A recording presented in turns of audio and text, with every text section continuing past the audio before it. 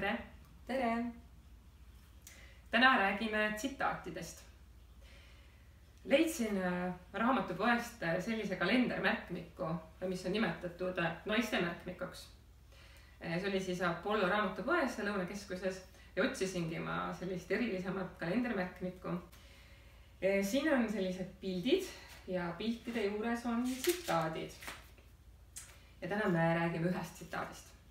Et ma sirvisin seal poes need tsitaadid läbi ja siis ma jõudsin ühe tsitaadini, mida ma ei suutnud enam unustada. Selles mõttes, et mulle tundus, et see ei ole päris õige, mis seal on öeldud. Samas mulle ei andnud see rahu ja ma ikkagi pidevalt mõtlesin ja juurdlesin selle üle. Siis ma kirjutasin sinule selle tsitaadi, küsisin, mida sa arvad. Sa vastasid mulle, et sa ei oska eriti midagi sellest arvata. On mul õigus? Jah, see on selline, et te kuulete seda. Et sul ei tekigi nagu algselt kohe mingid mõtteid, et sa peadki natuke uuesti seda lugema ja mõtlema, et oota, mis asi siin kirjas oli, eks? Ja siis enda jaoks selle lahti tõlgendama. Jah.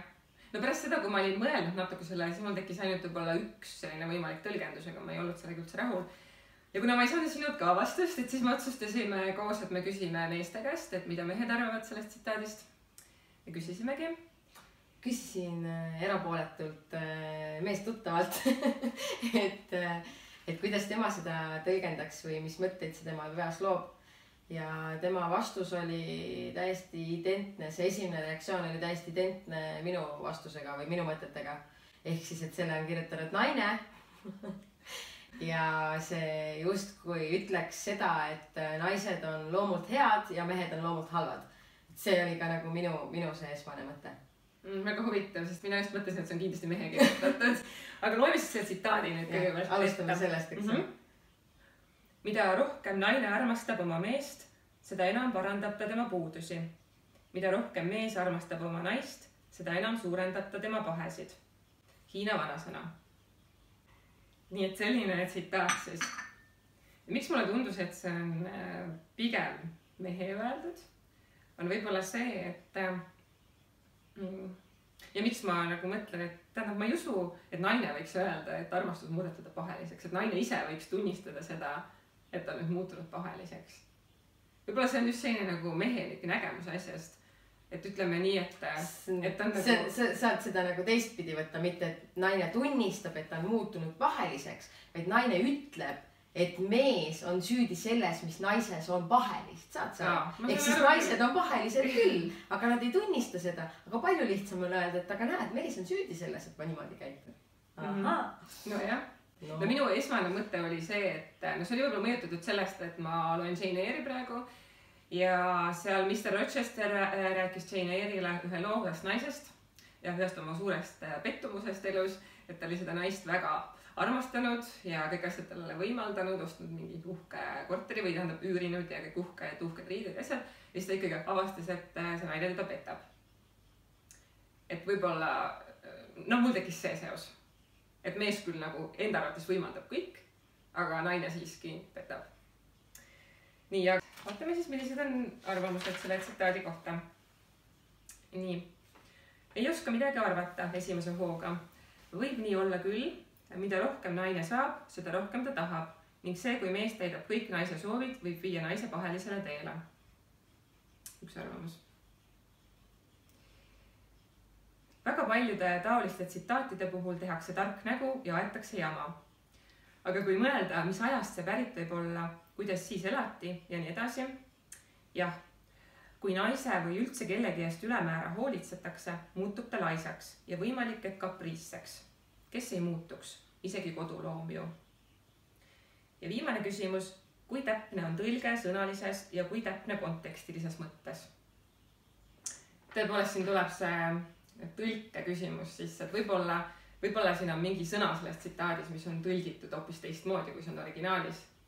Ja see point ka, et kust kohast see välja on võetud, eks ole, mis kontekstist. Ja.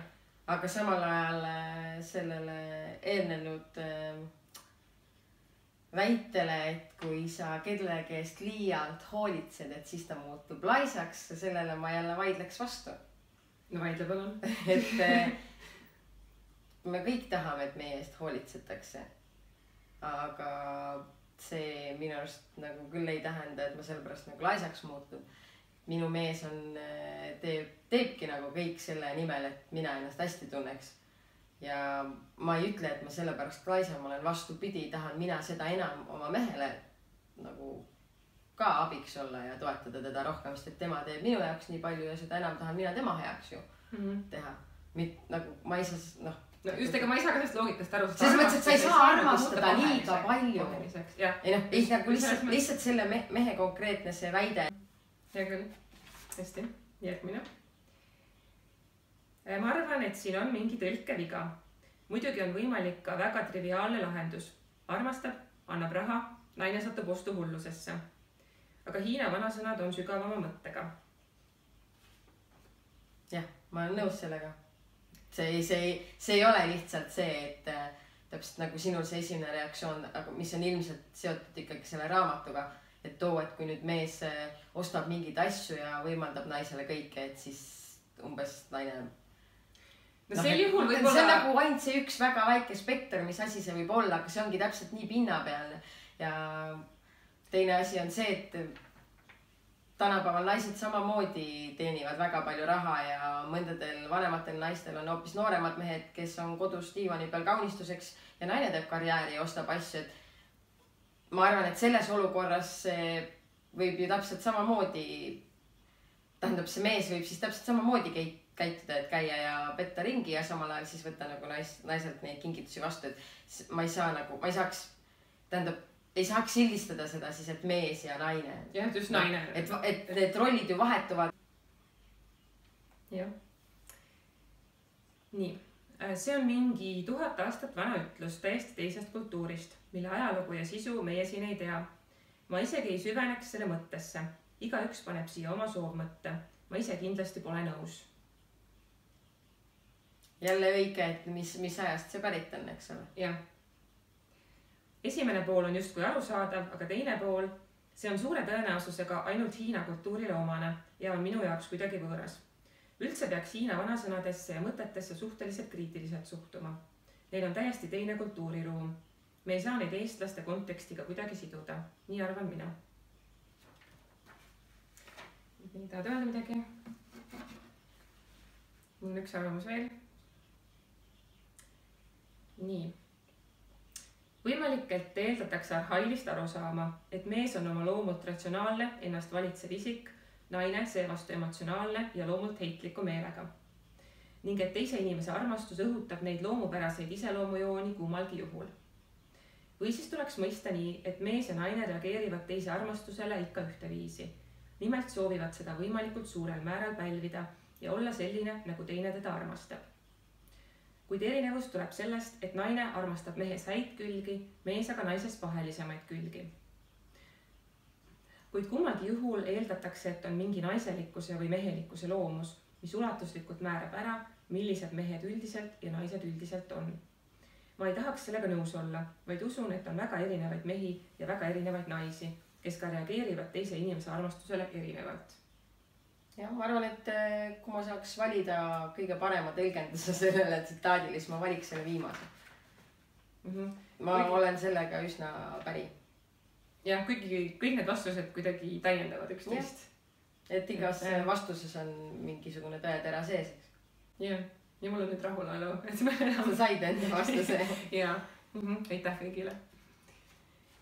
Nii, aga tahtsin siit lugeda veel ühe tsitaadi, mis puudutab sõprust. Sest täna on ikkagi sõbrava. Ja see on siis selline. Üksinduses, haige olles, segaduses. Ainuüksi teadmine sõprusest aitab vastu pidada. Isegi siis, kui sõber on jõuetu aitama. Piisab sellest, et nad olemas on. Sõprust ei vähenda aeg ega kaugus. Ei vangistus ega sõda. Ei kannatused ega vaikus. Just neil hetkil kinnitab sõprus tugevamini juuri. Just neist hetkist puhkeb ta õide. Pam Brown. Väga kaunis. Ja täiesti üheselt mõistetav. Jah, just nii. Aga olgu, aitäh sulle, Kadrin. Aitäh sulle, Triin. Aitäh teile. Jagame teilegi siit mõned tsitaadid piltide näol. ja mõnusat sõbrapäeva. kohtumiseni. Kohtumiseni.